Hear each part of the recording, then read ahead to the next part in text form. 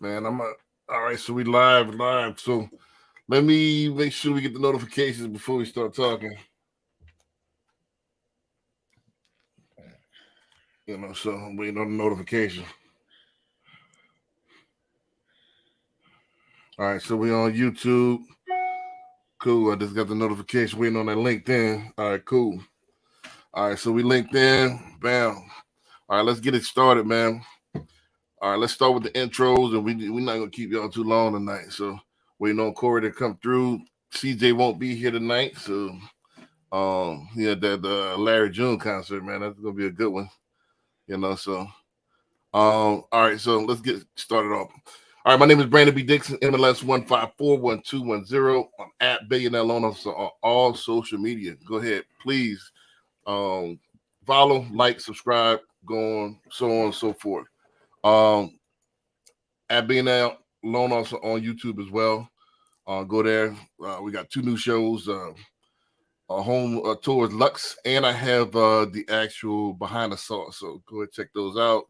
You're looking for the tours of the best Lux properties in the Houston area. So come check that out. You ready to apply? Go to my website, www.applywithb.com. If you're ready to apply and ready to get the mortgage going, right now we're in our busy season. So let's get it going quick before all the good houses are gone. I mean, that's kind of an oxymoron because they're always going to be building new stuff, but a lot of people going under contract and stuff is getting bought and sold every day, contrary to popular belief that it's all to a standstill. That's not true. Also, you can call me 832-775-8357. Call me 24/7. I am available. If you want to check my rates, go to whatstoday'srates.com. You go check my rates 24/7. Again, go ahead and put in a scenario. They'll give you a rate, and then, like I said, you're ready to get that rate. I'm ready to go ahead and get you signed up. Last couple of things. June 3rd, we got the collaboration of a competition. We got the Realtor Customer Appreciation Day at the Powder Keg 2 to 9 p.m. That's at the Powder Keg next to the Cannon right there on Brittmore Road. We're going to have free crawfish, man. Free crawfish. Got a fully stocked bar. We're going to have volleyball. We have a DJ, live music. We're going to have vendors there. It's going to be fun for the whole family this time. So come on, bring the kids out. We're going to have a Judge Dog Show. So my dog going to be in the house. This is it. The famous This Is It. Probably the best mini on the planet. So I'm already saying it right now. It's probably the best structured mini French Bulldog on the planet. I'm going to have her out there. So come on out. June the 3rd. Also, if you want to join the investment club, cocinvestmentclub.com. We're taking new members right now. We got a special on the yearly membership. Come on out. Also, last thing, I got the Wealth Wednesdays every second and fourth Wednesday now. So look for the second Wednesday in June and the fourth Wednesday in June. That's going to be at the Cannon. So you want to learn about private equity banking, learn how to file your 401k. You want to get paid to finance stuff. I'm going to show you how to do all that. Also, we're going to show you about side hustles, all that other stuff as well. So Wealth Wednesdays at the Cannon. Come check me out live in person for an hour, 7:30 to 8:30. Second and fourth Wednesday at the Cannon. So, Barry B, what's going on? So I got your banners updated. So let's go ahead. All right. So, all right. This is Barry B, Realtor. You're looking to buy, invest, or sell in the Houston and surrounding areas. You can go to homesbybarryb.com. You can give me a call at 832-786-1270. Let's talk about your plans, what your goals are, and let's work on a plan to get you there.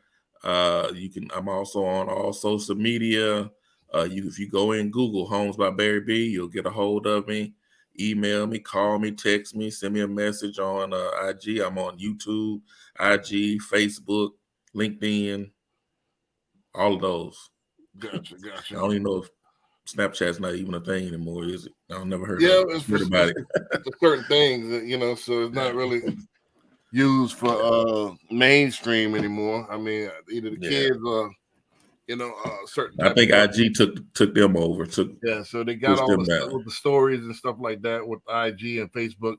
Meta kind of bit their style, and then TikTok is kind of a new thing for the kids as well. So TikTok kind of like got all of the above. They got the stories, they got the The videos. They got everything in there. You can do lives on them and all of that. Yeah. So TikTok is kind of different animal. So, and it goes by the likes. So there's a couple of people that become millionaires over TikTok. You know, you can donate, and that's kind of what the Meta got as well from the giving to the badges and all that stuff. That's what Meta got that from TikTok, where you could donate to people live and, you know, give them roses or whatever. Yeah, so that's what badges, you can make some money off of TikTok nowadays, man. All right, so I want to get into this real quick, man. I'll have a real quick discussion. I've been on my motivational speaker stuff last couple of weeks, man. I'm, you know, the Power of Ownership podcast.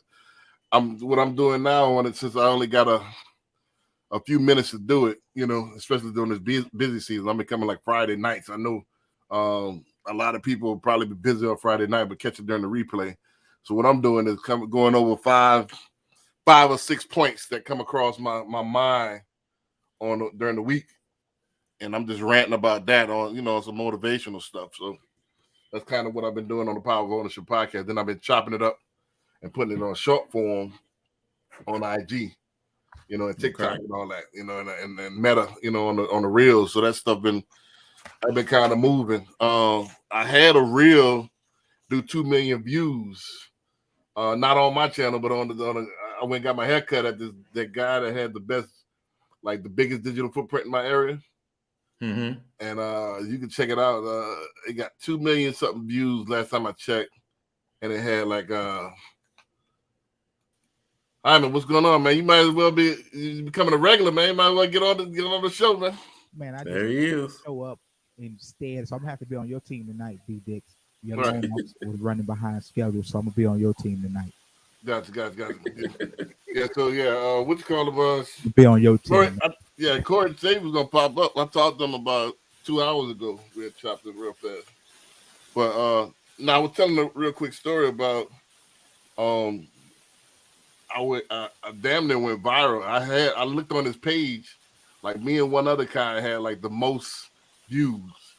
And how I found this guy that cut my hair is I Googled and I searched keywords, and he always would pop up. Then I went on the social and I kind of looked at, you know, how many followers he had on social and so on and so forth. So, and he charged the most that I've ever seen. Like he charged me 70 bones just to do the beard right fast. So that's the most I've ever paid a haircut in my life. I usually, you know, my barber that I've been, you know, going with since I've been in the 8s, almost 20 years. He only 35, and then that's recent. He went from 10. I don't know if you remember the $5 days. Y'all remember them? I remember. Good old days. Yeah, the $5 days. Then it went to 10. Then it went to 15. Remember when 15 was high? Like, ooh, y'all boy at 15? Yeah. You know what I mean? So now boy 35, now 70. And he said he trying to go to $200 haircuts. I think Jalen Rose talked about that. I think a month back, saying if you ain't paying $100 for your haircut, then you need to find somewhere else to get it. Right. So boy, he trying to get to that $200 mark. He trying to get up there. So, but he doing it with that digital footprint. He got the most traction, the most engagement. I had like 3,000 something comments. I had 92 something thousand likes. That's the most I ever had, you know. And it was like a 30, 45 second skit. You know, in fact, I might go ahead and play it on here. If I don't know if I have TikTok on there, but let me see if I could set that up. But while we're talking, so what were the comments about? Oh man, it was mainly poking fun at me and poking fun at the guy. It looks like he got a bunch of barbers that's critics. Really? Are they criticizing his haircut, or they criticizing? Yeah, they criticize it, you know, the haircut, the fact that he used enhancements on it. Enhancement when what they do is they use. I don't know if you see that spray. They'll spray in and fill in where it's black. That's called enhancement. That's a skill set, man. You got to know how to use that stuff. Right. But you know, they trolling. That's what it is. It's trolling. You know. So, but you know. So they make, you know, calling me Rick Ross, calling me Mark Henry, you know what I mean? So, you know, stuff like that. So, but I think it was Barnum and Bailey or something like that said the only thing is about only thing is considered bad coverage is no coverage. So as long as you spell my name right, it's coverage is coverage. Yeah, if they put your ad in there, hey, somebody Right. clicks on it and goes to your site. Right. So that's the thing. Like internet, yeah. It's too deep about what they're talking about. Right. So my thing is that's how I found them. Dude, the next appointment I was able to get is June 1st. That's how booked this dude is. You see what I'm saying? That's pretty good. Especially if he's booked for not only beers but doing the enhancements, offering more services. That's pretty good. Right. So, but I talked to him a little while, and I think I said this on the podcast before. I talked to him a little while. I said, "Well, how did you get your digital footprint?" You know, and it's very, very geo tracked. You know, very specific to Katy. I know. Yeah. And he said he took a $6,000 course. Mm-hmm. You know, and that's what it is. You got to learn these skills. Like people just want to sit there and post stuff and then be random about it, and they don't have no direction. He's very, very, very pointed on exactly where you want to go, and he's doing it. You know, so I'm very impressed with this young guy. Actually, he's supposed to be at Welt Wednesday. My next Welt Wednesday, he already put the tickets up. So very impressed with this dude. You know, I think he's going. That's what it takes to be the next level, and that's the premise of today's show. Is like, what are some of the attributes that y'all think that you're going to need or need to acquire to become a top producer or become top 1%? Like, what's some of the skills that's non-negotiable? Non-negotiable. You need to have this in order to be a top producer, in order to be top 1% in your field. That's a good one. You know what I mean? So, well, Barry, you want to start it off? Yeah, I can. Right. What is it? What are some of the non-negotiables and become a top producer, man? What do you need? And then don't just name it. Go into it a little bit. You know what? How about communication skills? You got to be able to communicate with people, whether clients or future clients or prospects or leads. You have to be able to communicate your message, what you can offer them, or you know what. I wouldn't say service or what your what I'm looking for, what you can do for them to help them get where they need to go. So I think communication that's a top skill. I mean, whether it's in person, on the phone, whether it's print, whether it's social media, you have to be able to communicate with people. Mm-hmm. Especially in this generation where people, we just talked about how they slide through the things so fast. You need to be able to communicate with them. Right, that's important. Right. So let's do two, and then move around. Let's talk about let's cross market, meaning cross examine them. You know what I mean? So you got communication. What else? Give me one more.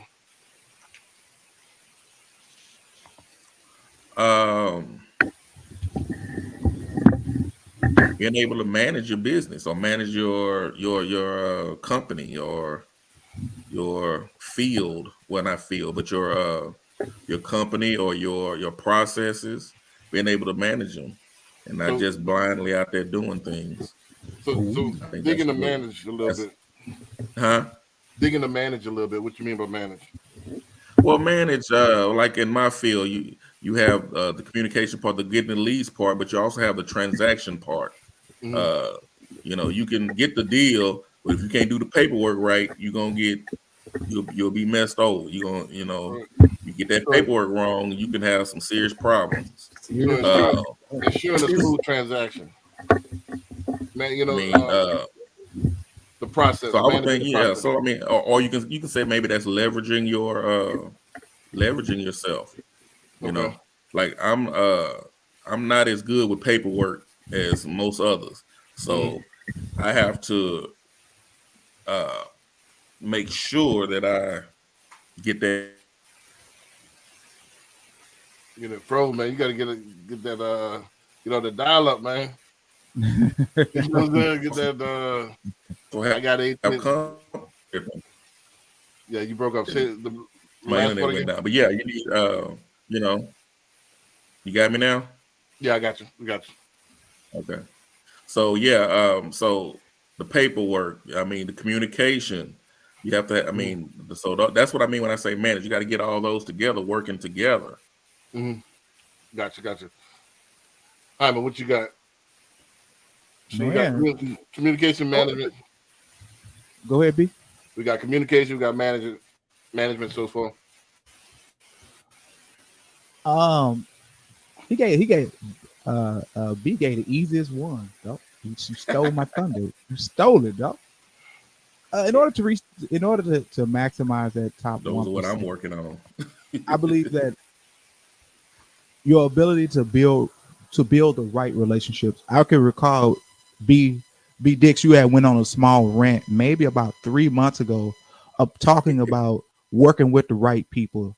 That you able to work with. That's meant for you to work with, right? Not just to randomly grab people out the blue sky, but you directly knowing who want to work with you and who can work with you. You and your personality. Mm-hmm. I think that's a skill set. I think that's a skill set that in our business we don't develop it enough, nor are we taught to develop that ability to identify who best works with us, find them, work with them, and wash, rinse, and repeat. Number one. Ability to identify the right relationships as far as clientele and business partners. Mm-hmm. Gotcha. Number two, the ability we have to learn how to make better decisions when it comes down to marketing and managing your finances. So I guess it will be relationship building and decision making. Relationship building and decision making, and decision making can cross so many boundaries. So I'm gonna try not to go over Barry's boundaries, but the ability to decide when should like you gave the example about the young man who paid the $6,000 for the marketing campaign for Facebook and all the other stuff. What made him say, I'm gonna make this decision to pay this $6,000? Where did he learn that ability to make that decision and be definitive about doing it, and then following through and deciding, okay, I'm going to apply the stuff I learned. Right. It was a course that he took, a $600 course to learn. Yeah, I mean, I was just saying that as part of making the decision to pay for that education, to make the decision to apply the education. Because there's many people who read books, take classes, but still don't decide to apply the information that they've been taught or read about. Yeah. Mine would be my number one. This is the easiest and probably it's work ethic. Work ethic. Period. I mean, most people, especially nowadays, want something for nothing. They want to cut corners.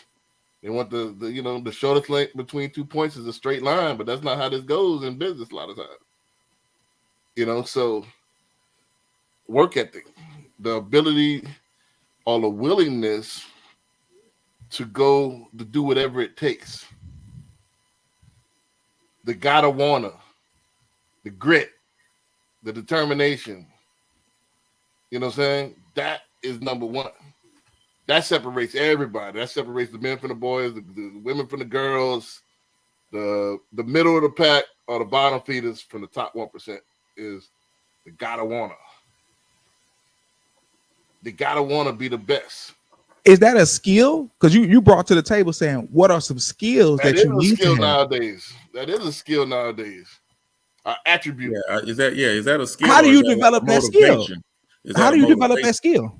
You develop the skill by constantly feeding yourself mental food, good mental food, whether it be motivation, whether it be studying your craft constantly, whether it be constantly mentally. Don't forget, food is just not physical. What you eat is what you take in, what you visually take in.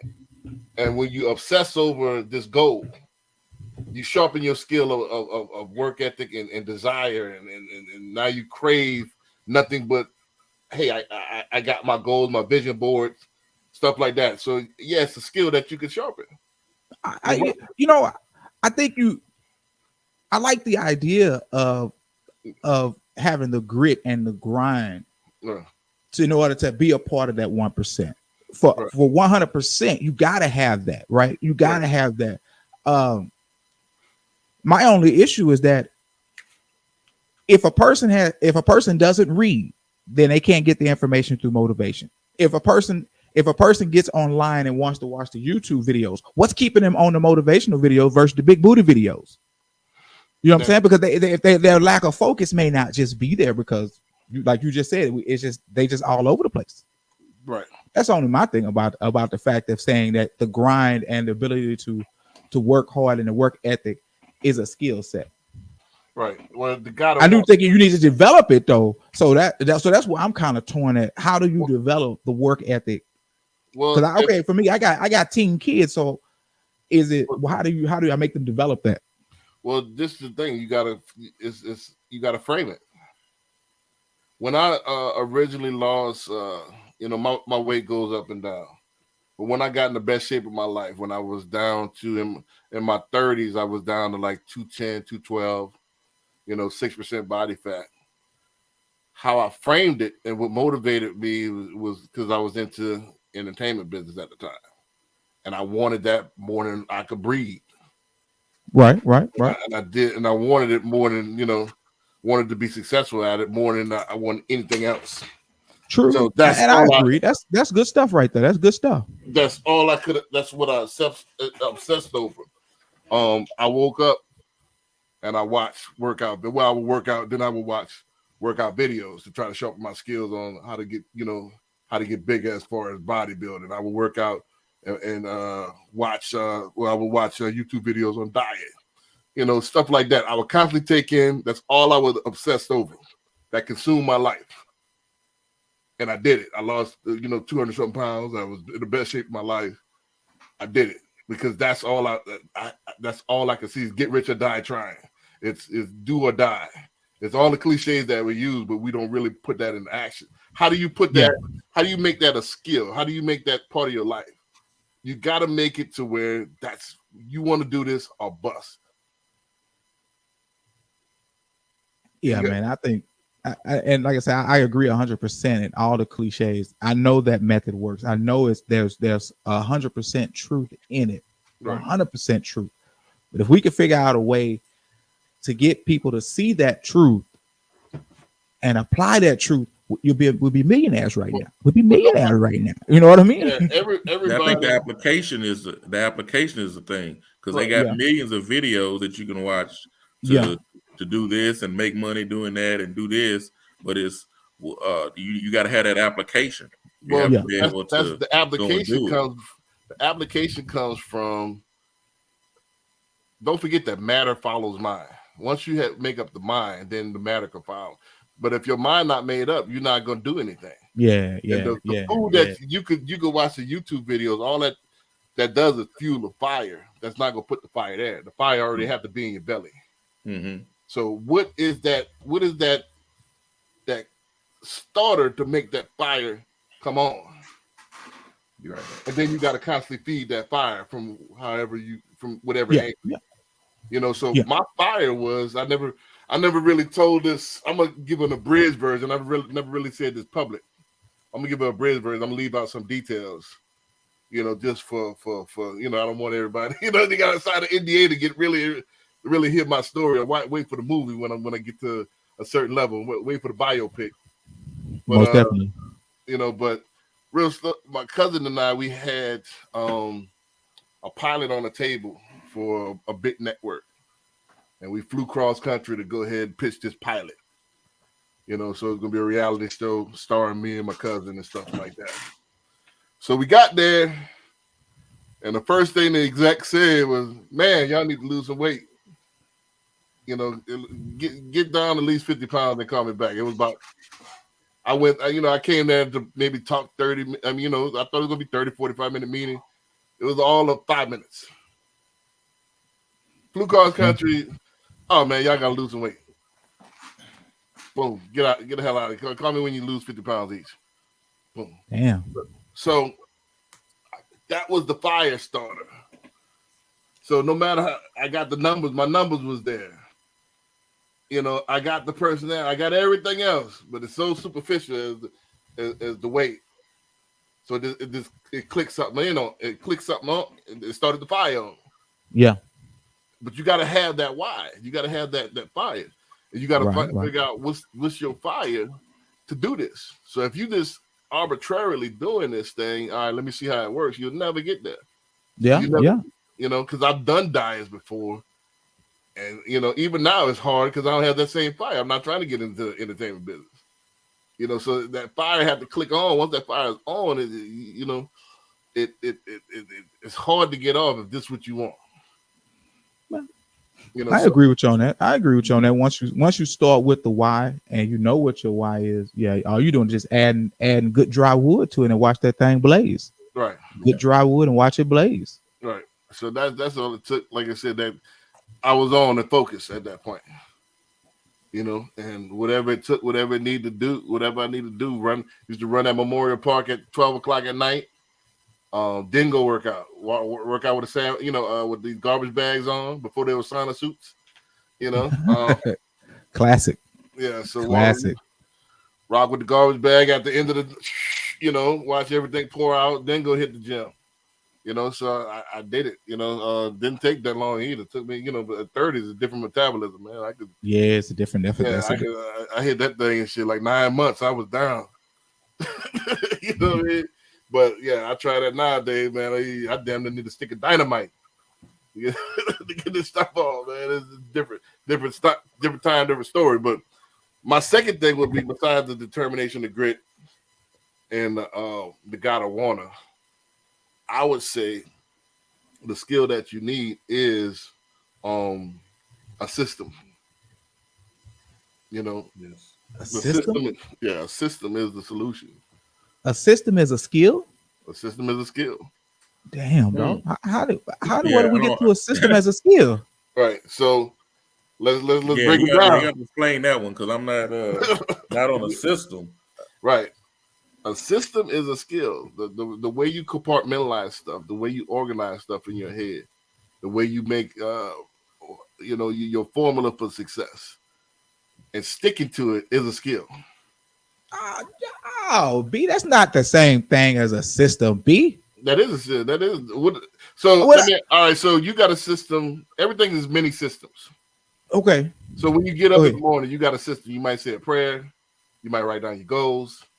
You know what I'm saying. You might, you know what I'm saying. Then I check my email or whatever you do. You know, shave. You know, shower. Whatever you do, that's a system.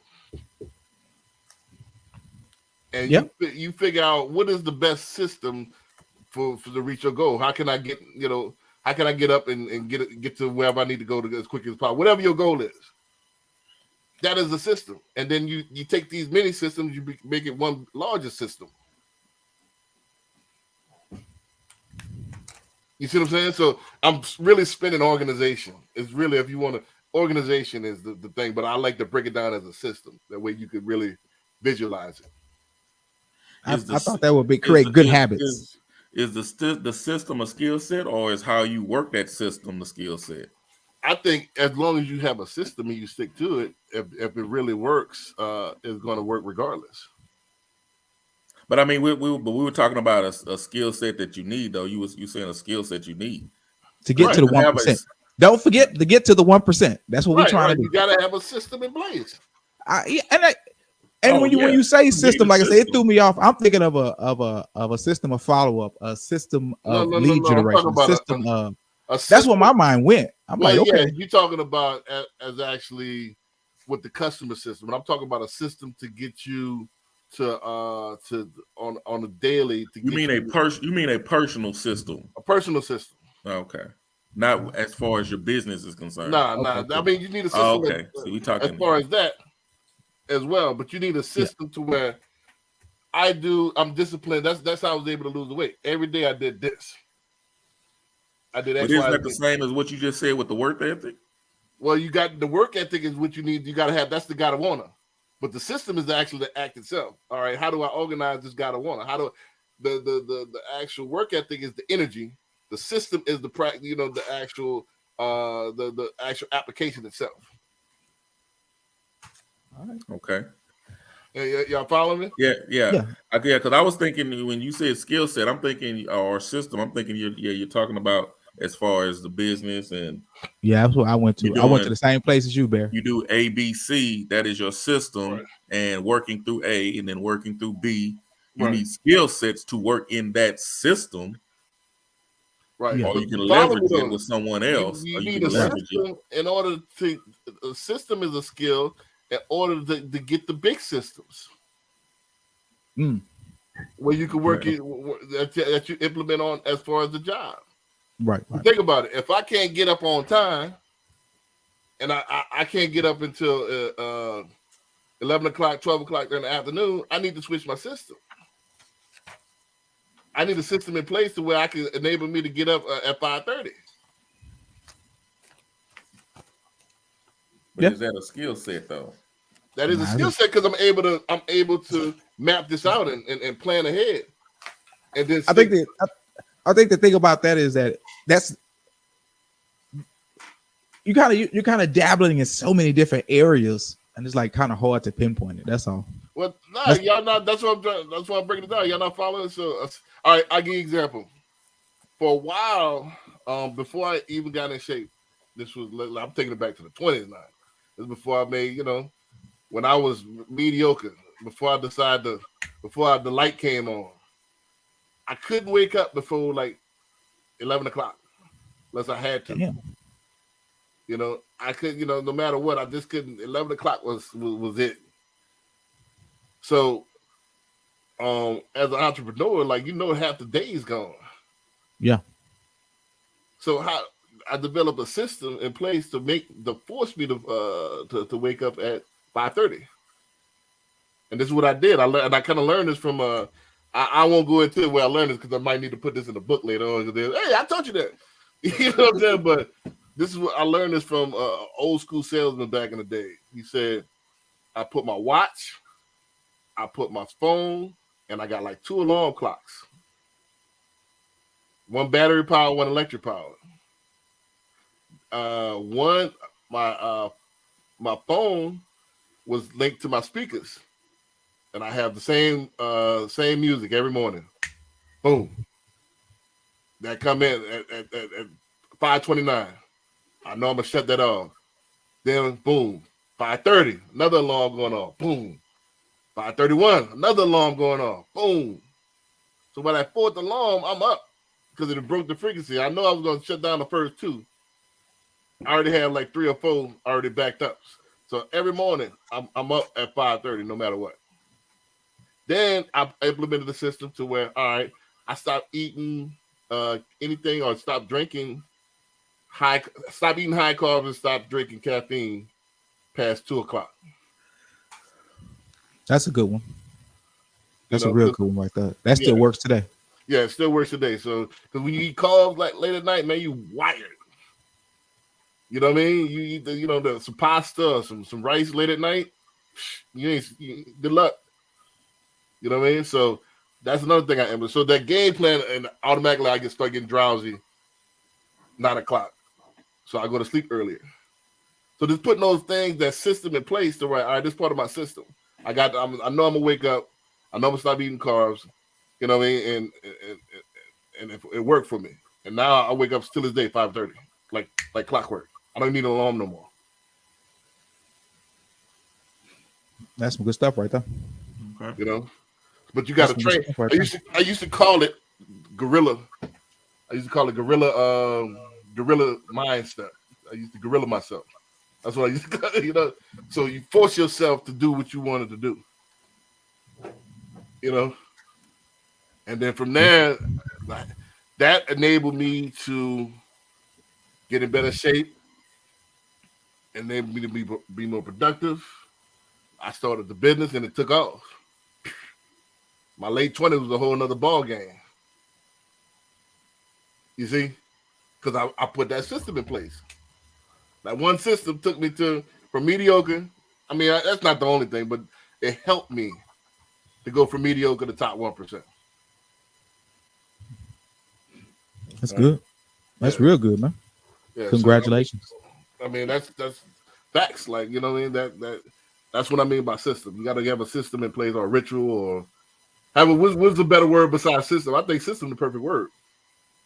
Routine. I think routine. Routine. I like routine. I think routine or a good habits applies more in that situation about getting yourself prepared for your day. Right. It comes across a little bit. Okay, yeah, you need a good habit. You need to create good routines to start your day. You need to, like when you say your fuel, you need to have fuel. You need to fuel. You need a spark to fuel or whatever. You know what I'm saying? You know what I'm trying. I can't say it how you said it, B. But if you don't have nothing inside you to keep fire going, you got to have that first, and I guess that's what you call the desire, right? And so you had a desire to lose weight because of what happened when you went cross country to pitch, and they told you need to lose 50. Right. Okay, I need to lose 50 so I can accomplish my goal. Right. So now I got it. All I'm gonna do is throw fire on I guess your wood was getting up at 5, exercising, doing the Memorial Park thing, which is good. I mean, I get that 100%. Right. Now, how can we apply that to making that a quote unquote skill to be a part of the 1%? Yes, that can be right. Mm-hmm. Your desire to be a part of the 1%, I guess, would be the desire, the want to, right? If I want to be a part of the 1%, I got to get up at 5 o'clock in the morning. I got to get up early. I got to get up before everybody else and get started so I can be a part of the 1%. Yeah, I guess that's I think it's a skill because most people don't even have that. They want to get to. They want to get to the goal. They want to live like they want the fruit of the 1%. They want the luxury living. They want the attributes, and then but they don't even have the desire to put in the work. And I said this on the podcast. We glorify the shine. We don't glorify the grind. I was enamored with the grind. I love the grind. I love the sweat. I love to pour I made myself love what I hated. I used to hate the run. I started to love. I started loving the run. I used to love to see how much sweat I could pour out. To see how much I could lift. To see how long I could go on this cardio machine. You got to love you got to love the process. Yes, you do have to love the process. Mm-hmm. So 100%. If you don't love the process, you won't be able to, in all honesty, achieve any goal. That we don't have to say the goal of being a part of the 1%. Right. If you don't love the process of being a better father, being a better wife, being a better son, being a better daughter, if you don't love that process, then you won't be able to get there because you're gonna be like, it's work, right? And we all know it's work, but you gotta want to do the work to get to goal. Right, exactly, and that's the thing. That's what separates. That's why a lot of people, especially nowadays, are not hitting their goals because they love with the luxury of it. They love with the fruits of it, but you'll never get there if you don't love the process. And you don't put you don't have the desire. First of all, it blows my mind. They want to ride in these expensive cars. You want to do all this stuff, but when I press them, all right, what's your goals? I just want to be comfortable. How's that gonna happen? This is top 1%. These top 1% drive these G wagons. How you just want to be comfortable, which is down here, and do and get the same fruit? Don't make sense. I think we discussed this last time about comfort level. Maybe that's not what they want. Right. But that's the whole thing. That's what I'm saying. It's a skill to have the gotta wanna. You gotta have the desire to be top 1% to even achieve it. Okay. And you know what? I was just thinking. Okay, so you talked about how that was a skill set and waking up at this and set 4 alarms. But my thing is this with making that a skill. Okay, I'm up at 5:30. Now what do I do? Just being up at 5, because just being up at 5:30 doesn't mean anything. Well, I've asked top producers, because I've asked partners just one quick. I've asked top producers, well, what do you do? They won't tell you. Yeah, I can tell you, but they tell you, oh yeah, I get up and grind. Well, what's grinding? What do you do when you get up at 5:30 in the morning? What do you do when you stay up till 9 o'clock? What are you physically doing? And I think that's the skill. That's what I was thinking when you were talking about was the skill. I mean, I can be up at 4 o'clock in the morning all day long, every day. But what are you doing when you're up there? You know? I think if you could get up, that's half the battle. If you could beat this, if you could mentally commit to beating the sun up, to getting your butt out of bed, that's half the battle. But you got to mentally commit. And I think once you do that, you're naturally productive at that point. You want to be productive for the most part. Now, some people, there's exceptions to all rules. But then once you up, you want to do something because your body is craving stimulation. But what happens is we get that false stimulation, that dopamine from scrolling through Instagram. Or we'll sit there and watch something. But you gotta alchemize that and say, look, let me get this dopamine by accomplishing something. Let me go ahead and walk this mile. Let me go ahead and get in this gym. That way I have a sense of accomplishment as my dopamine fix. So so I thought that was a solid question, Bear, when you asked the 1%, because I've done that before and they've never really been able to give an answer. But I'll break it down to you. I'll break it down to you. I was gonna say that I was gonna get an answer first, but go and get an answer then, Bear. B Dix, give it to us, and everybody gonna take turns and roll with it. Right. Go ahead, so B Dix. My ritual every morning, again, I don't even need an alarm. I'm 5:27, 5:28 every morning, like clockwork. So what I like to do first of all, I'm gonna go ahead and use the facilities and then meditate for at least 15 to 20 minutes. And what I mean by meditate, don't forget, I'm about to hit y'all with some heavy stuff. Don't forget that spirit. If you look at the etymology of spirit, it means breath and nothing else. So when you talk about spirituality, it means breath ritual. So practicing spirituality is practicing your breath ritual. So you when you breathe in and you put that oxygen in the blood flow, it alkalines your blood, and you're able to do a lot of things. But then you want to ground yourself, meaning you want to hit the go outside. I like to let my dog out and put your feet on the ground. That helps you coagulate your blood and all that stuff. Then I like to hit that treadmill, walk for 30 minutes, like listen to my music. I forgot one thing. After I meditate, then I write my goals down. And then I check off the goals that I did yesterday. Boom, boom, boom. Write my goals down for the day. Then I, feed my dog, blah, blah, blah. Hit the ground with the barefoot. Then I walk for that 30 minutes. By then it's about 7:30. I need to get back to, I used to 7:30 hit that gym, hit that iron for a little while. But I've been slapping on that. I've been hit right to this laptop, boom, and doing something. But I need to get back to that gym from 7:30 to 8:30, 9 o'clock. And by 8:30, 9 o'clock, then after I shower up and everything from that gym, the calls start hitting me. Boom, everybody in the mama calling, blah, blah, blah, blah. So it's calling, working loans, and doing what I need to do until about this time. You know what I mean? That's why I'm so big too, because I'm like, all right, damn, it's 6 o'clock. Let me grab something to eat. So it'd be nonstop. So that's my day. I'm calling 100 calls a day, working these loans. Working, emailing, working loans, doing all this stuff, consultations all day, every day. Until the afternoon. Then I might do the podcast. But that meditation in the morning, that touching your feet, touching the earth, I got to do that. I got to. It's in my mind already. It helps your body. That's why I said, without that system in place, I won't be as productive.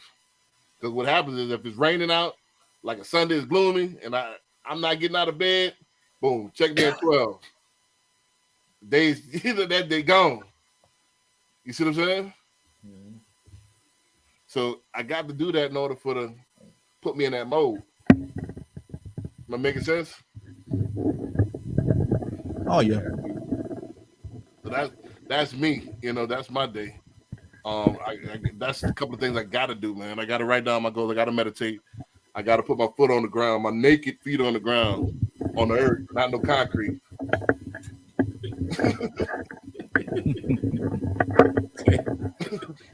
What kind of mode you talking about, B? You talking about a productive mode?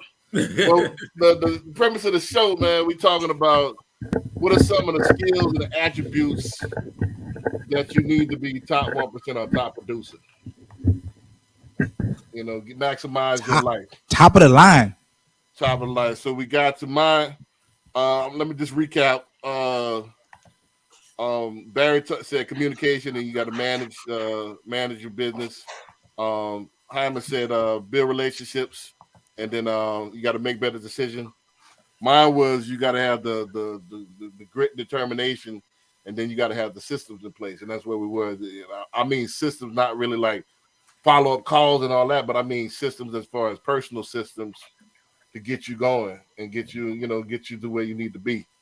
You know, so and the little minis personal systems could fit into the bigger systems. I give you an example, like Thursdays, I do my recruiting. You know, Friday, I do all my follow-ups. You feel what I'm saying? So I got other systems in business that's inside of that business. I send my mass emails and I do all my follow-up calls on Friday. You know, and then I call all my realtors Friday. Hey, don't forget I'm working all weekend, blah, blah, blah. So that's, you know, I kind of break it down day-wise. So I need the small systems to equal the big, you know, to help me do the big systems. Yeah. Mhm. Okay. But everything's a system. Everything is me. I look at everything like mathematics. Right. You know, I majored in computer science. So if I do this, then this gonna happen. If I do this, then this gonna happen. Mm-hmm. So I open the floor to you. Which give me two attributes, and then we're gonna go ahead and just discuss everything real quick.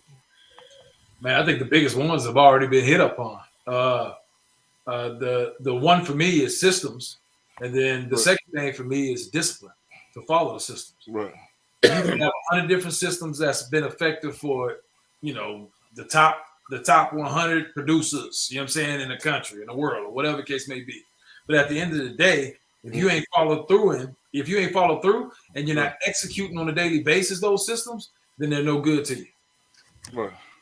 Right. And you're gonna see no results. Right. So at the end of the day, you know what I'm saying, I think those are the biggest two, but the system has already been hit upon, and then the second one is just the discipline to execute.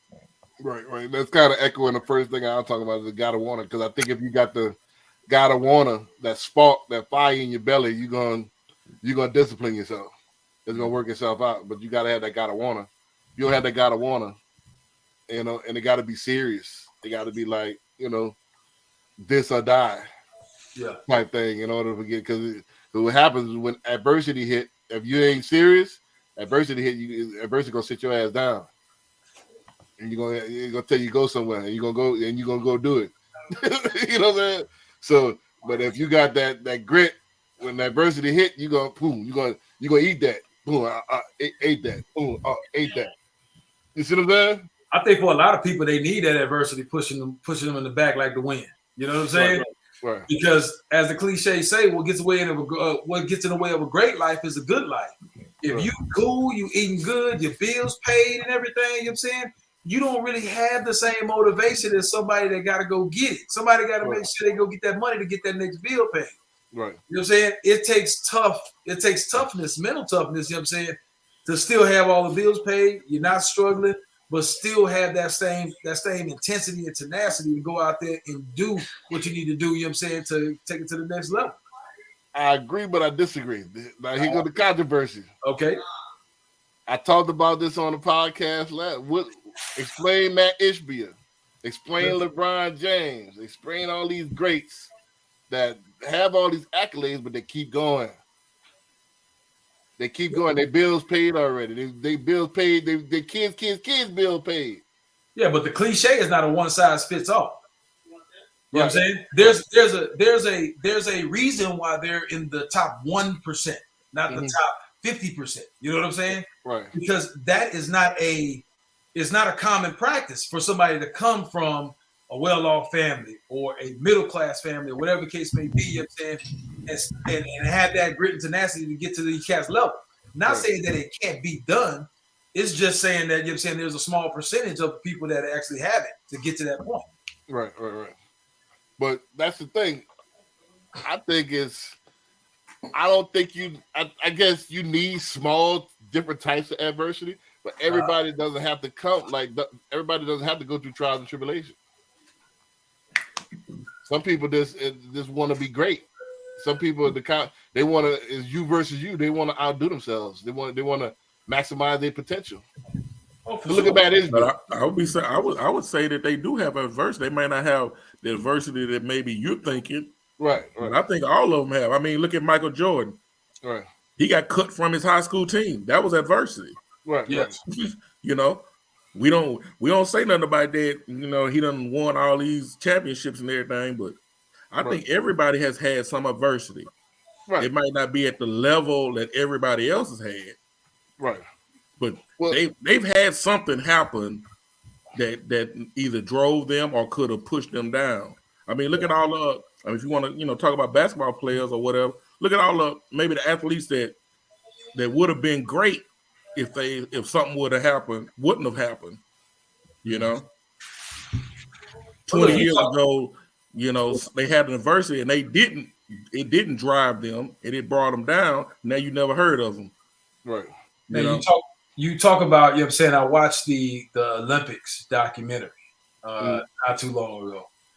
And all the guys could ever talk about was Kobe. Kobe's different. His mentality is different. We getting ready to go to the club. Kobe talking about, you know what I'm saying, I'm going to the gym to get it in. Right. Out of everybody that was on the Olympic squad, maybe 15, 16 cats that was on the Olympic squad. Right. It was only one guy that had that determination. Now, everybody else eventually kind of shifted a little bit. But when I talk about, you know what I'm saying, people having that just it's in them. Like, you know what I'm saying, it's just in them to go get it. Right. It's a very small percentage that actually has that. Right. Right. I'm saying that, I agree. Again, I agree. I'm not disagreeing with you. Mm-hmm.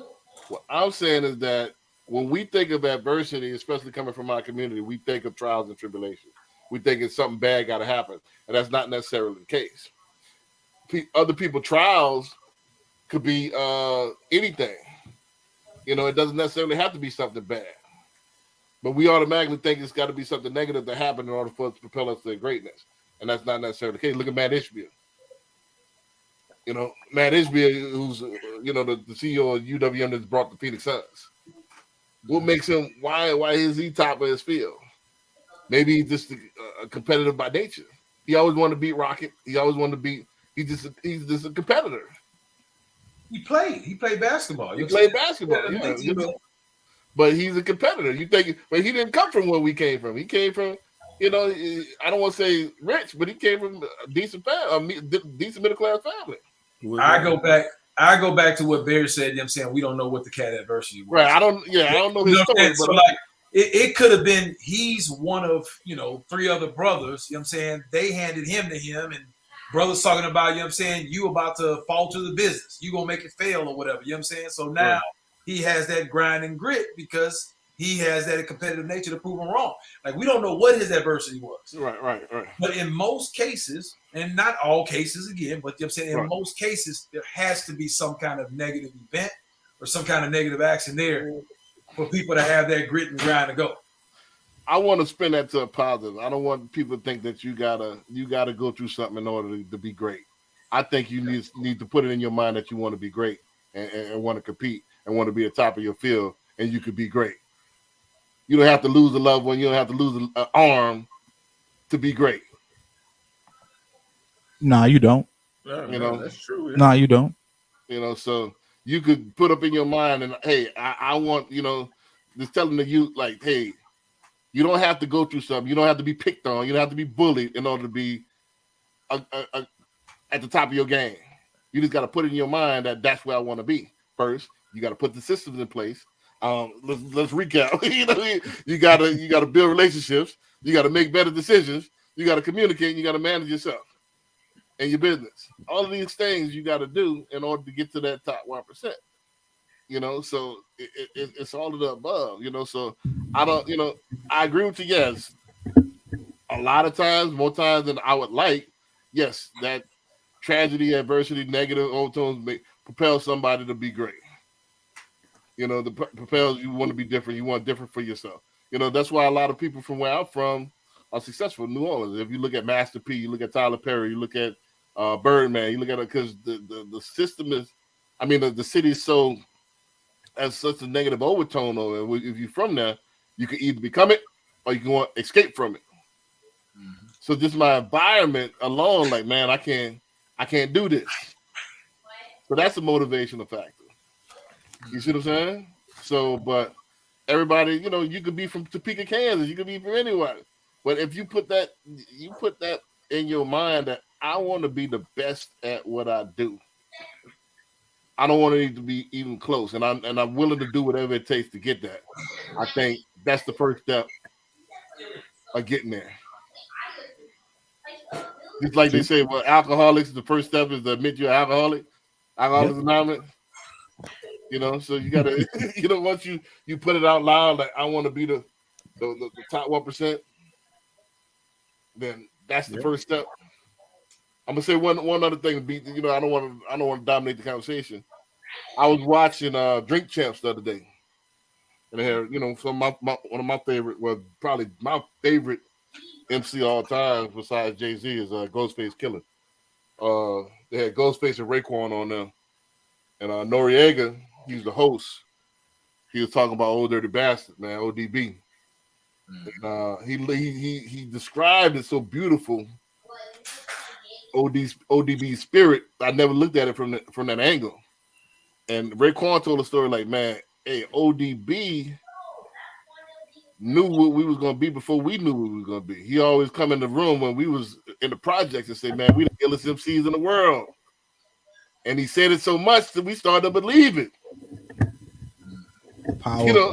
The power of affirmations, man. And so that looked, you know, that changed my mind. Like ODB was really like the spirit of the group. Like he put it on their mind like they were great, and they filled in accordingly, and they the biggest group since the Beatles. Yeah, Really couldn't get down with Wu-Tang like that. Huh? I really couldn't get down with Wu-Tang like that. Oh, I wasn't a big Wu-Tang fan. I love them now, but we're from the South. We're from the South, wasn't. so that's just what it is. Like, now you go, baby. You can make me get on my bag, man. You can make me. Yeah, I wasn't that big Wu-Tang fan. I wasn't a big Wu-Tang forever, man. This is the difference. A lot of people don't. You know, I'm scientific. You're listening wrong. You're listening wrong. You're listening wrong. That's that old school. You're listening This is wrong. the difference. West Coast music, down South music sound good in the car. It's for riding. We have these highways and shit. It's designed to sound good in the car and in the club. East Coast music is designed to sound good in the park, in the rec room. That's where they come from. It's rec room music. It has a different feel. That's the environment, though, man. Right. I mean, so it's not going to sound good in the car. It doesn't sound good in the club. nah, it doesn't. I could be in the bowling alley. I wasn't trying to hit no Wu-Tang. I ain't gonna Right. But it's a different. First of all, Right? I'm not selling you on Wu-Tang. What I'm saying is for acquired taste. But you got. And the next thing with Wu and I'm not even just gonna say Wu. I'm gonna say with any East Coast artist, the wordplay is so unique to where they are. If you're not from one of the 5 boroughs, you have no idea what the hell they're talking about. Nah, you do. I'm from New Orleans. I know a lot of what they had was so dope because they had a lot of teachers of 5% in there. Most of every other word, every other line was 5% teachings. So that's why I followed them so hard. Like if you was on 5%, you probably don't know what they're talking about. Well, nobody from the South was on 5%. There wasn't too many 5%ers here. There's a lot of 5%ers. Now, No, because of where they migrated from. But at that time, right. the 5%ers was big on the East Coast. Right. Atlanta, everywhere really. New Wapians, all that stuff. It was big everywhere. But if you ain't on the lessons, it was hard to follow. And then Right. they wasn't really straight up. There was slang, there was 5% teachers, and then there was a lot of allegorical stuff. Right. So that they even use. in there, okay, in that slang, if their slang is different from ours, it's a different dialect that you don't get. Okay, Right. we already know we wasn't on the 5% here. Right. Now, when you talk about that, the algorithms, if they're talking about 125th and Linux as the 125 lock, we don't know that they talk about 125th Linux in Harlem. I know that now because I'm older and I just know more. Mhm. But when I'm 17, 18, shit, I've never left Houston yet. Right. But How that am I was supposed to what know that he's talking about the heart of Harlem? Or when they talk about Jamaica Queens, it's a different name than they call it Jamaica Queens. They call it something else. Shit, how Right. are we supposed to know that? Well, no, that was what was so dope to me because it was decoding all that stuff.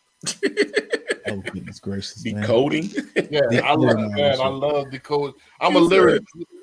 I'm a research guy. I'm a lyrics guy. That's I attribute Wu-Tang and music and stuff like that. They gave me that inquisitive nature to so when I got scriptures and books, I love to decode. I love to go underneath the surface and see what that means and all that stuff. So I was intrigued. But I hear I you, used to man. say this all the time. I know we talking about music. I look at it as more than music. It's poetry that they, it's stories that they telling, So it was more than music to me. I know y'all like the music, but it was like it was the real Wu-Tang fans. They know what I'm talking about, and I'm not the only I'm one. pretty sure the true Wu know what he's talking about. Yeah, I can tell you like this. I'm a big Biggie fan, right? And Right. so I was watching the documentary of Biggie that Angie Martinez did. Remember that song, Somebody Gots to Die? And on the line where he comes at who's at my door, is see who's slinging from the 6th floor on the 16th floor. You remember that line? Right. Right. So supposedly that line is represented in another song that Puff Daddy did. It said, see what line about somebody trying to rob and kill Big on another track. I just learned that 3 days ago. Mhm. And I was listening to Biggie back in 97 and 96. Right. That's the beauty of it. But that's the thing. I do not understand how can we quote these folks from a different set or a different city or different thing and think we know exactly what they mean based on their metaphors and their wordplay about where they're from. That did I have to be from Hamlet's era to appreciate Hamlet, to appreciate Shakespeare, to appreciate any of these other Voltaire, any of these great poets from those days? Here's the thing, you had to learn, right? Until you have the mentality and the mental capacity to learn it, then yes. But as a 16-year-old to 18-year-old, no, you got to get something with the hook and the beat. Not necessarily. There was us nerds that was in the Wu-Tang. No, I don't disagree with that. Yes, there was. I say it's a nerd thing, but well, let me ask you this: in the United States, where would you say the majority of Wu-Tang fans? Where do they stay? In the U.S., what side of the country? Probably East Coast. Yeah, East Coast and West Coast. Oh, I don't know about the West. Don't forget they like them. That's different. I ain't talking about just. I'm talking about serious Wu-Tang. Yeah, like I know some serious Wu-Tang fans here in Houston, but they from Philly. They from Baltimore. They from that East Coast. That's where they from. But don't forget that LA, first of all, is a hodgepodge of everybody. And LA has a huge underground hip hop scene. Oh, yeah, I know. Yeah. The West Coast. Yeah. I love the West Coast. So East and West Coast, I would say even the Bay Area and all that stuff, they love Wu. Don't forget the Wu lived on the West Coast for the majority of the time. When the Wu mansion was on the West Coast. Mm-hmm. Yeah, I mean, so they migrated from the East Coast, but still talking about stuff on the East, back in the Bronx and Jersey and all that. Well, on the very first, all of it, they have bits and pieces. But once they started to get rich, they started talking about rich shit. That's normal. It changed up a little bit. That's normal. But for that first wave of albums, it was East Coast to the core. But it filled with 5% lessons. I mean, filled with kung fu flicks and all the stuff we grew up with. So that's why it was so dope. Like, it was like lyrically. That was the other layer of what I was saying. That's why with that kung fu was like when we watched kung fu stuff in the early 80s and the late 70s, it was like you sparring. The way they was rhyming was like you sparring. So yeah. And that what was so dope about it. And they had that underlying kung fu stuff. Everybody had different styles, and it was almost like Transformers. Mhm. You know, everybody had their different personality. Everybody had their different guns and stuff like that. Transformer. Yeah, it was like Man, you had the monkey style from Kung Fu. You had the crane. You Right. had The the snake. well. Think about was it Transformers. Don't was it a hummingbird style? Deadly Venom, the 5 deadly venoms. Best There you go. that's Kung Fu about movie right Transformers. there. Yeah, the 5 deadly venoms. I know who made a song about that. Right. Well, what I mean by Transformers is think about it. You got all these different robots with different special powers, and they all come together. They got all different personalities. And they all came together. Now that's one thing I like about Wu-Tang is they got their different styles and they Right. you know bring them together like Right. that. You know. Yes, will. Right. So that's what was so dope about it. And then it's almost like Transformers. When you get one, you gonna want them all. Like, oh shit, man. Older the Bastard album, I gotta get that. Oh shit, the Jizzle album, I gotta get that. So that was the loyal, the kid in us. So that was perfect marketing, man. That was great marketing because it ain't never been done before on the business side. Yeah. Well, you know what I mean? So back to what I was saying, man. It's We done jumped off in the Wu-Tang. yeah, y'all listening Rap wrong, man. Y'all listening wrong, man. We listening wrong. This is rec room music, man. This is in the park stuff. This is in the basement, man. Yeah, I wasn't in the rec room. We ain't got basements down here. Yeah, this is And it was too hot to be sitting in the park. right. Yeah, thank you.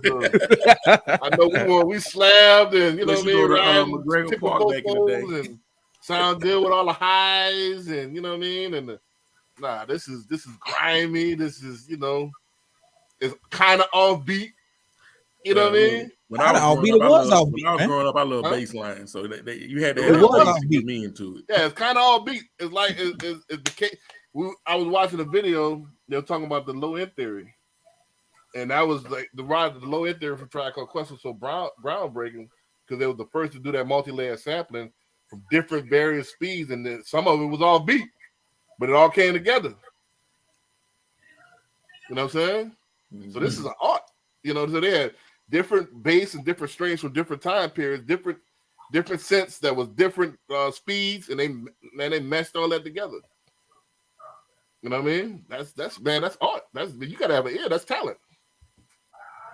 You see what I'm saying? Mm-hmm. And the RZA came through with that same thing, but he came through. He would make up sounds and stuff like that. Like the snares was a door slamming, boom. You know, so stuff like that, and he'll reverse that, and man, that was beautiful. Man, that's beautiful. It's art, man. Yeah, producing back in those days was an art form, other than it is today. Yeah, this is different. This is computer type stuff. You know, anybody could do this. Nowadays, Fruity Loops and yeah, they used to grab them records, them soul records, and put that thing together, man. You know what I mean? So, but now we veered off, man. But what I was saying, so we can go ahead and wrap it up, is that he spoke life into them. He said it before anybody else did it.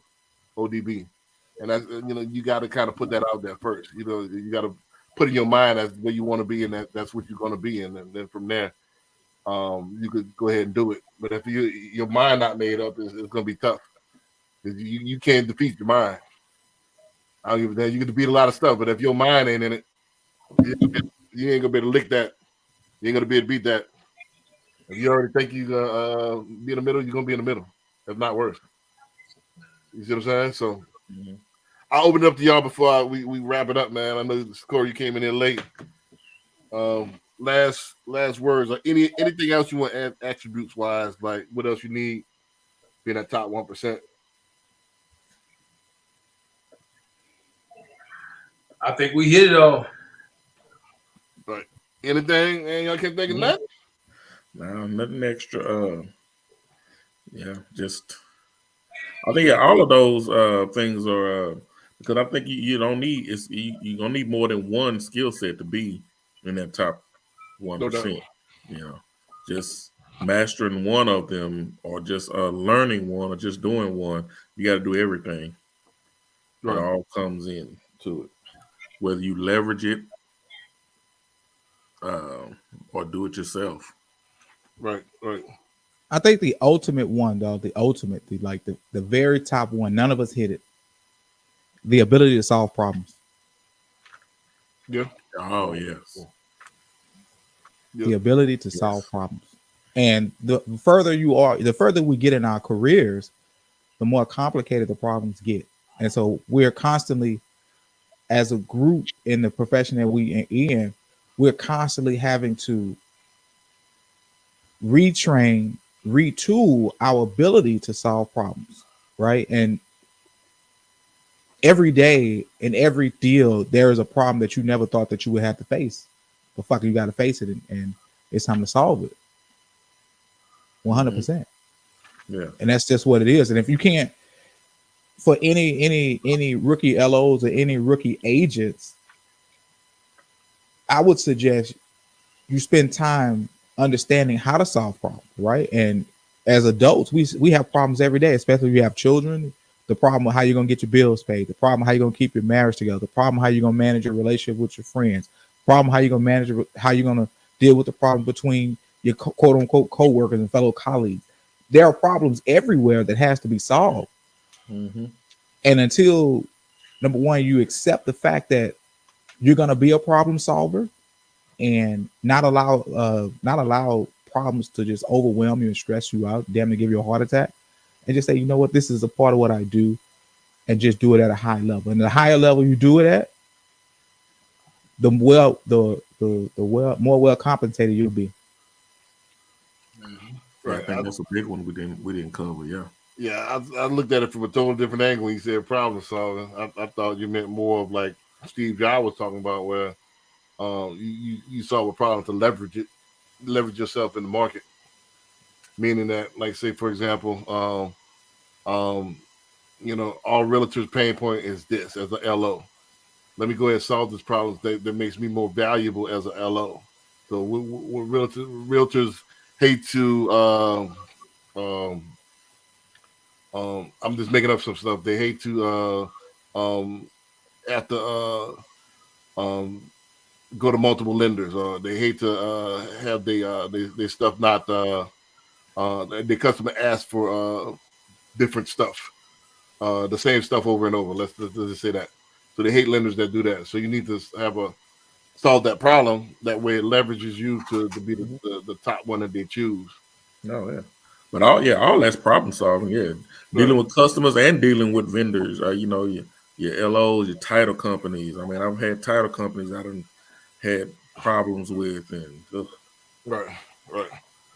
So solving that problem that's what make Matt Ishbia so deadly. He always proactive, and problems you didn't even know you had, he solved them. Mm-hmm. You know what I'm saying? So like, man, Corey, you know about the last two that he did with the PA processing, the in-house processing? Yeah. Oh, man, he a dog with that one. I think he a dog, man. I officially knighted him a dog with that. Like, man, I got 2 LOs that's on my team. They got 2 they doing PA plus. Say, man, underwriters. Both of them was underwriters that's doing the file. So they got everything. Said the file come out with like 1 or 2 conditions. File come out clean as a bean. And he did that, man. He did that. We probably talking code to a lot of people, but yes, he solved the problem that was for us LOs that was big, especially as a broker. You got third-party processors, and most of them not all that great. I'm saying this very kindly because then some of them might be watching. But not all of them are great because it's just society nowadays. They don't take everybody's not passionate about their job.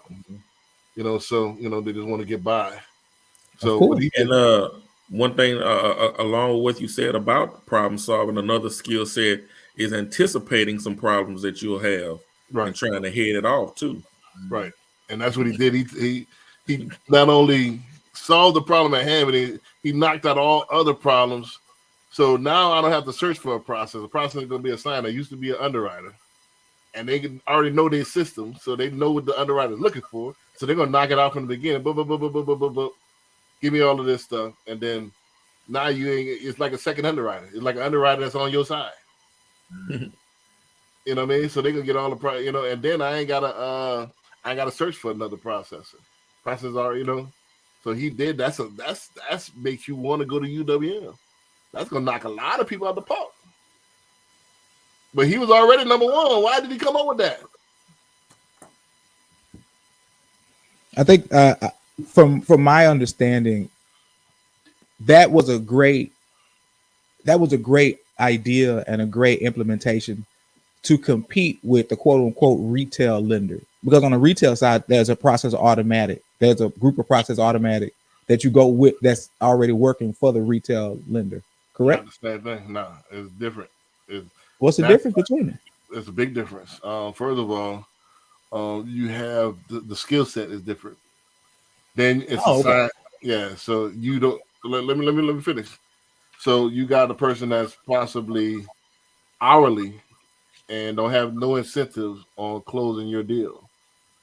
And then it's assigned to you. So if you have a processor, usually you have a processor for that branch or a processor that's designated to these LOs. So you have no choice. Right. So that's number one.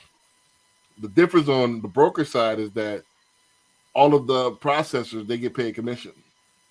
True. So if they don't close, they don't get no bread. Right. They have just as much skin in the game as this thing closing as me. So there's different. Hourly, okay, I don't want to do this today. And you're right as far as the difference in between the types of processors. Right. But my statement was he saw a problem within his system stating, you know what? If I got brokers out there I'm brokering deals. So let's say 60% of his business is broker deal. And if he said 60% of my broker deals, I'm just giving a number. If you know the right one, but if that percentage of my broker deals, if they're having a problem with keeping paperwork flowing because they don't have, most of my brokers may not have processors, let me put something in place and make some more money on top of putting something in place, right? Because there's a fee that's passed on to the borrower for that PH plus, right? That's another thing. We don't have to discuss what the fee is. We don't have to discuss how minimal or great the fee is, but there's still a fee. No. And with that fee, yes, it helps on your side keep everything going smooth. Also, it puts a little more cash on the backside, which goes into his pocket because the process goes faster, less likelihood of deals of falling out and not closing as they should. I thought when I heard about it, that was great vision. That was great vision to see that, to know, okay, he knew his business. His business, all right, if I got a percentage of my business is coming from this part, what are the problems they're having? So I can increase that business and not let that business falter or flatline, and all it can do is increase. That's business one-on-one. I thought, when I heard about it, I thought it was awesome. Right. Hats off to him. Well, my point is that a lot of people, especially when they get their number one spot, they like Puffy said, I'm with the shirt off. I know it all at that point. A lot of people figure they made it. I've arrived. And that's the difference between, I think, Matt Ishby and a lot of other people, LeBron and all them. He kept going. So he didn't need to implement that. He already was number one. He already beaten everybody, not even close. So by adding that added even an extra nugget to like, damn, you can't pass up UWM at this point. You know what I mean? And let's address the fee thing. Now he got it to where I could add the fee into the rate. I could bake that into the rate, but the customer never knows. Oh, customer never knows.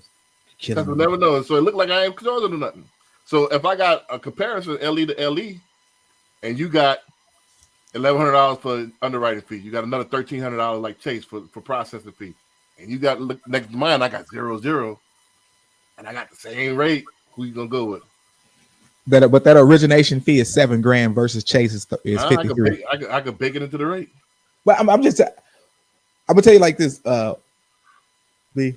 You see what I'm saying? What he's doing, yes, is revolutionary, and yes, it's a great thing, 100%. Because I talked with Corey about the fact that what is the difference when you have your processor? What is that looking like? Do you think that'll be better, whatever the case may be, to allow you to push more deals through? So I know the value of a processor. It's great. I mean, I don't disagree with it at all, 100%. But as far as being a part of that 1%, yes, he's made it, right? But at the end of the day, don't no business owner, and that includes us, want to be flatline, right? Yes, we at the 1%, but we're not trying to be flatline at the 1%. We're still trying to incrementally increase. Now, our increasing does not mean we're not jumping from 10,000 this year to 50,000. Sometimes it may be incremental of, if we did 100, we might do 105, but that's still an incremental increase based on some tweaks to the system that we have. He tweaked his system, and with that tweak, he's going to say, well, how much does that increase my bottom line? That's business 101. When you're doing it at that level, you just tweaking. You ain't really bringing nothing else, because that processes has been a part of your guys' industry since it started. Right? But the way he did it on our side was revolutionary. But it's a tweak though, right? It's not a new thing. He tweaked us. Okay, if I do this, maybe this will work. Let me see how it works out. He's tweaking. I think you're missing the very point of essence of what I'm saying. Yes, I agree with you. Tweaks and stuff like that are business 101. However, why most of us, especially as solopreneurs, don't do it? What we do is, and what I'm watching people do, and when I say, I don't say everybody. When I say out of 100, maybe 51 to 55 might do it, which is the general. I'm talking in general. Once they get to a certain thing and they figure they got the formula, they very seldomly deviate from that formula. You know, so they'll and they get caught in that mold where they're doing the same thing for 10, 20 years because it was successful 10, 20 years ago. But see, then that's the recipe for disaster. That's just like Blockbuster. Blockbuster made no changes when Netflix came into the right. See what happened to them. Right, exactly. And that's my point, is that a lot of, especially realtors I see, especially the ones that seasoned 18, 20 years, they still cold calling. They still doing the same thing. And I even got to, I hope you're not watching this, but I got into it with one of my broker friends, not right before the pandemic. Like, bro, you got to get up with the times. Like, all these lists and stuff, the cold calling and the door knocking, that's gone. That's gone. You better, you know. So you might have been successful in 06 with that, but that's ancient history. You see what I'm saying? That's gone. You might have had a great year in 06. That was before all these legislation came with, you know, with door knocking and boys, you know what I'm saying, getting killed for being in the wrong neighborhoods and stuff like that. Man, that's gone. Now, when you talk about the old heads of your industry, what they have is what you complain about the young people don't have. They have discipline, they have desire, and they have consistency, whether it works or not, or it's outdated. If they're going to cold call, they're going to cold call every morning from 8 to 12. If they're going to door knock, they're going to door knock Saturday from 8 to 12, because that's when they know people are going to be at home. The one thing that you may criticize the old heads for doing, because it's outdated, but their methodology and their system, like how you said, of how they do things, is still there. And you're warning this new generation to have that old head mentality, but hopefully can implement the new technologies with it. You're asking for a hybrid, but you can't criticize the old head because what they do is old, but it's proven. It's proven for them for 10 years. No, it's proven for them 10 years. It's not. Talk to me, Barrett. I see you grinning. Talk to your boy, Barrett. What it's about, man. You know what I'm saying? Them old heads know what them old heads can get in there and talk me and you in circles on how to do business. But because they decided to pick up the yellow pages and call it from A to Z, they still can talk us. They can talk us in circles on how to do business. I can't be older than them, right? Right. I can't be older than them, right? If they've been doing business 20, I've been doing 10. They got 10 on me. I can't do nothing about that. All I can do is sit and listen and learn how to deal with rejection and objections. Gotcha. It's not as real estate 101, B Dix. That's real estate 101, big dog. Yeah. But it's not a critique on them. It's just this awareness of what you're doing. I would argue the point that the ones that's still in the top 1%, they adapt with the times. You know, they on the cutting edge of everybody else.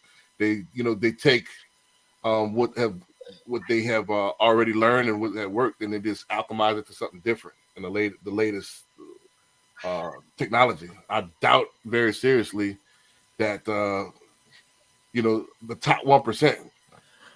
Some of the big boys, they still cold call. Trust me. Yeah, them big boys, they got They got an office full, and they probably got about 5 or 6 people. That's all they do. It's not. But the thing about it is that is their ability to get on the phone and talk you in circles, man. You know, so that's like you said earlier. When you used to get up at 5, you used to have to set 4 alarms to get you up out the bed.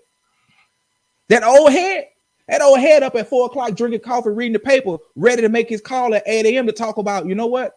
I just read in the paper the other day, so-and-so said he gonna do this. And the old head on the other line said, I sure did too. Not knowing that it's a sales call and he finna convince them to sell his house. But that ability to talk and communicate on a level of whomever they're calling. Once again, this millennial and younger generation has no idea how to do that.